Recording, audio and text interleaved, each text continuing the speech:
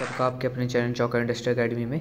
तो जैसे कि आप सभी को पता है कि AMU यानी कि अलीगढ़ मुस्लिम यूनिवर्सिटी की जो फर्म लिस्ट हैं वो आ रही हैं। तो जैसे कि आप देख सकते हैं अपनी स्क्रीन के सामने, ये फर्म लिस्ट 2 है BA ऑनर्स बॉयज़ के बच्चों के लिए। तो फर्म लिस्ट जैसे कि आप सभी को पता है, जो AMU स्टूडेंट्स हैं कि फर्म लिस्ट होती है कि जिन बच्चों ने अपनी सीट कंफर्म कर ली है, ये उन बच्चों के लिए आती है। ठीक है, तो उसमें आप सभी को ये फर्म लिस्ट 2 आई हुई है। उसके बाद आप देख सकते हैं इसमें रोल नंबर लिखे हुए हैं और फाइनल अलोकेशन लिखी हुई है कि किन बच्चों को किस में एडमिशन्स हो चुका है। तो चलिए ये कैंडिडेट लिस्ट को हम देखते हैं किस तरह से है।